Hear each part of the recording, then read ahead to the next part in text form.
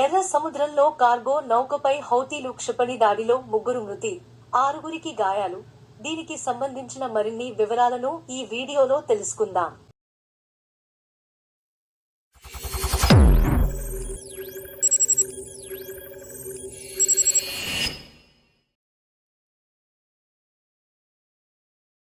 ఎర్ర సముద్రంలో హౌతీ తిరుగుబాటుదారుల దాడులు రోజు రోజుకు తీవ్రతరమవుతున్నాయి. కార్గో నౌకలను లక్ష్యంగా చేసుకుని దాడులకు తెగబడుతున్నారు. తాజాగా గల్ఫ్ ఆఫ్ ఎడెన్లో ట్రూ కాన్ఫిడెన్స్ కార్గో నౌకపై క్షిపణి దాడికి పాల్పడ్డారు. ఈ ఘటనలో 3 సిబ్బంది చనిపోగా మరో 6గురు గాయపడ్డారు. నౌక కూడా దాడిలో దెబ్బతింది. ఈ విషయాన్ని అమెరికా సెంట్రల్ కమాండ్ అధికారులు ధృవీకరించారు.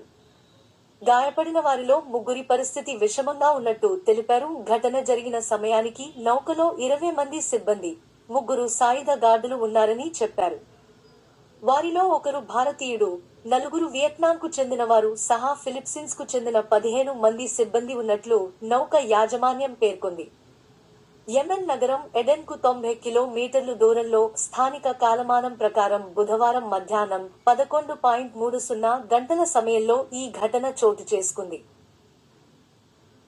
బార్బడోస్ జెండా ఉన్న ఈ నౌక చైనా నుంచి సౌదీ అరేబియాలోని జెడ్డాకు వెళుతున్నట్లు ట్రాకింగ్ డాటా వెల్లడించింది.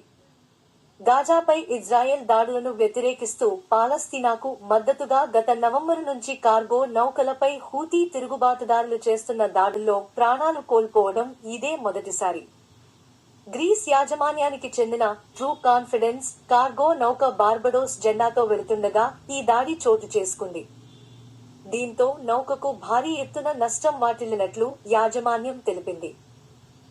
అటు హౌతీలు మాత్రం తమ హెచ్చరికలను నౌక సిబ్బంది పట్టించుకోలేదని ప్రకటన చేయడం గమనార్హం. ఈ ఘటనపై స్పందించిన యెమెన్లోని బ్రిటిష్ రాయబార కార్యాలయం అమాయకులైన 3 నౌకా సిబ్బంది చనిపోయారని, ఇది చాలా బాధకరమైన అంశమని పేర్కొంది. నౌకలపై పదే పదే హూతీలు నిర్లక్ష్యపూరితంగా దాడులకు పాల్పడుతూ అంతర్జాతీయ వాణిజ్యానికి విఘాతం కలిగిస్తున్నారని మండిపడింది. ఇది వెంటనే ఆపాలని ఉద్ఘాటించింది.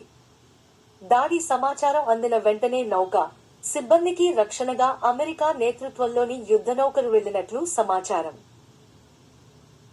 ట్రూ కాన్ఫిడెన్స్ నౌక అమెరికాకు చెందిందని హూతీ తిరుగుబాటుదారుల ప్రతినిధి పేర్కొన్నారు.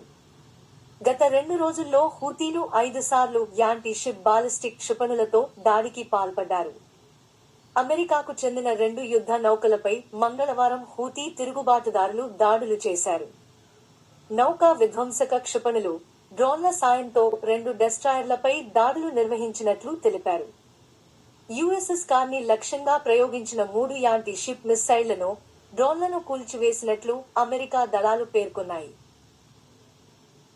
విదేశాల్లో ఆపరేషన్ నిర్వహించే అమెరికా సెంట్రల్ కమాండ్ మధ్య ఆసియాలో వాణిజ్య నౌకల రవాణాకు భద్రత కల్పిస్తోంది. మరోవైపు హౌతీల అధికారిక ఛానల్ అల్మసిరహ్ మాత్రం తమ అధీనంలో ఉన్న హుదైదా నగరంలోని అంతర్జాతీయ విమానాశ్రయంపై అమెరికా 2 సార్లు వైమానిక దాడులు చేసిందని ఆరోపించింది.